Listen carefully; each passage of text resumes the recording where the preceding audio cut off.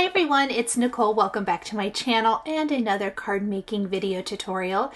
Today I'm going to share just some quick color combo swatches plus matching cards using brand new products from the Concord 9th April 2023 release.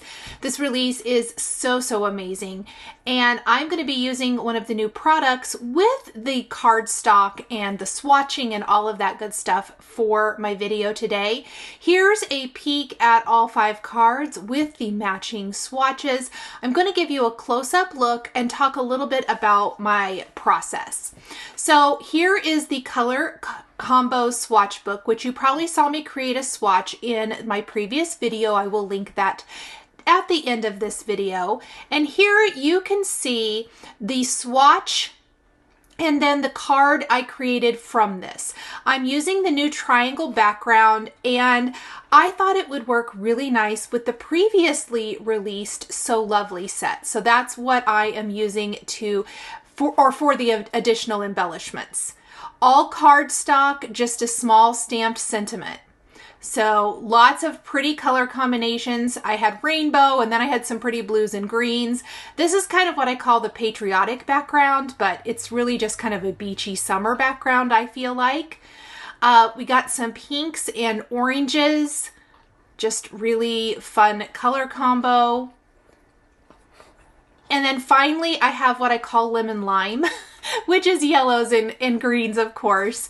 And all the cards are exactly the same. It's just different colors. So I am going to create one of these on camera, but they're all created exactly the same. And now I have a wonderful swatch book to reference if I ever want to create another card with a similar color scheme. So I just can't stress how invaluable this swatching tool is. I think it's wonderful. I went ahead and die cut 5 backgrounds from smooth white cardstock. I used the triangle background, and I trimmed it down to 4 1/4 by 5.5 inches, and then went ahead and die cut it, which it's not really die cutting so much as die cutting the lines. And then the triangles are die cut from the 6 colors of cardstock. So you will see my swatch here in a second.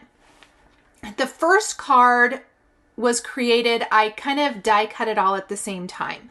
Then I went and I found my color combinations, die cut my swatches, and then built the card color combos from that, if that makes sense.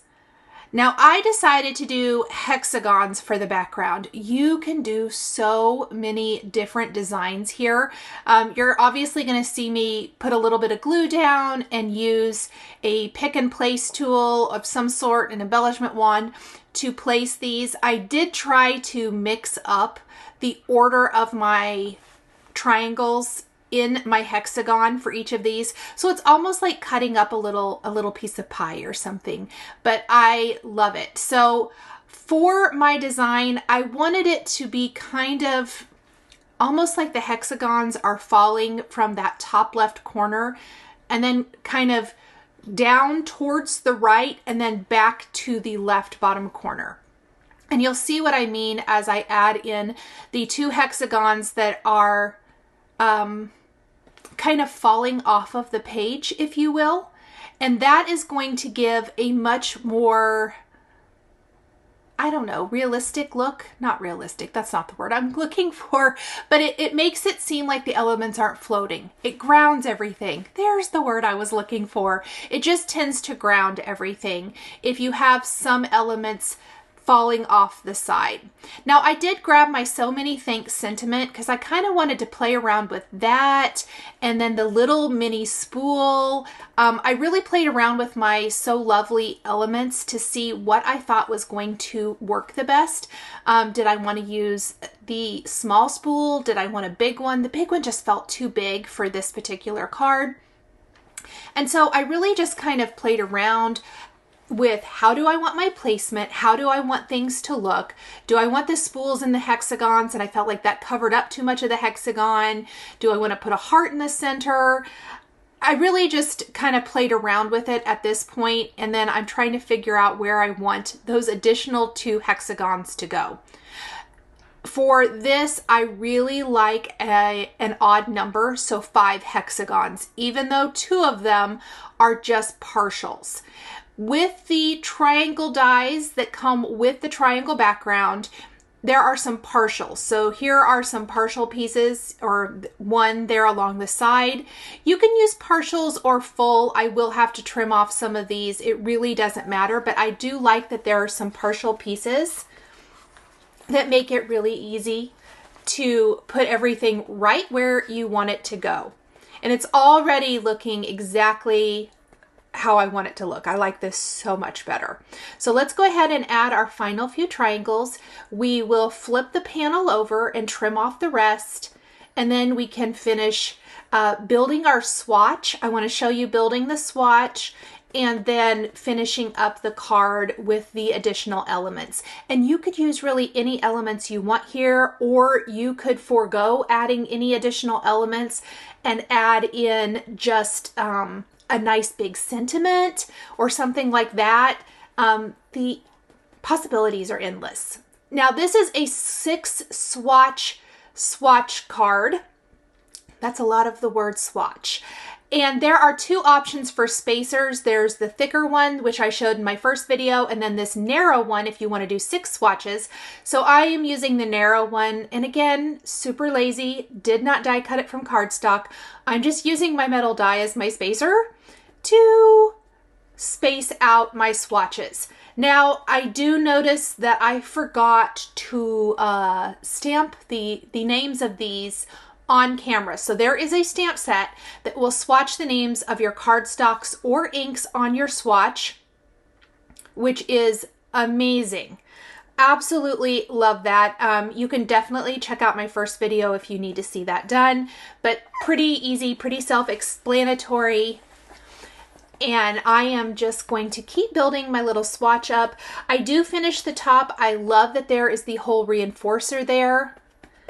And these swatches, they're kind of addicting to make, I think. I absolutely love them. Doesn't this just feel like beach? It almost looks like umbrellas at the beach with all those colors. I think that's fun. So there is my color swatch that matches my card perfectly. So here is the needle and thread, all die cut from Concord 9th cardstock. I'm just going to have that kind of up here above where my sentiment's going to go. You can see I've got a couple of spools. There's a craft cardstock color. So we have that die cut for the spool, and then just the colors, a couple of the same colors of cardstock that I'm using. For the thread around the spools, I believe I used lemongrass and oceanside for that. And then we will stamp and emboss our sentiment on our gray cardstock, die cut it with the sentiment label die from Simon Says Stamp, and pop it up on our background. Now I did wait to trim off the excess hexagons just because I wanted the glue to be all the way dry first. And I thought a small pop of color with the heart from the So Lovely set die cut from the, I think I used cranberry cardstock, is just the perfect little finishing accent. Super quick, super easy. I highly recommend die cut all of your components and just go to town building backgrounds. You can leave the sentiment off until you're ready to send it, but super, super fun. I can't recommend these products enough. I am loving playing with them.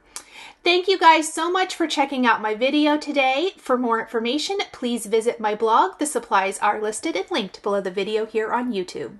Thank you so much for joining me today for another paper crafting tutorial. I love being able to share with this incredible community of crafters. I want to give a huge shout out and special thank you to my amazing Patreon members. If you're interested in joining Patreon, please click the link in the description underneath the video here on YouTube. Patreon is a private community where you can support more of what I do.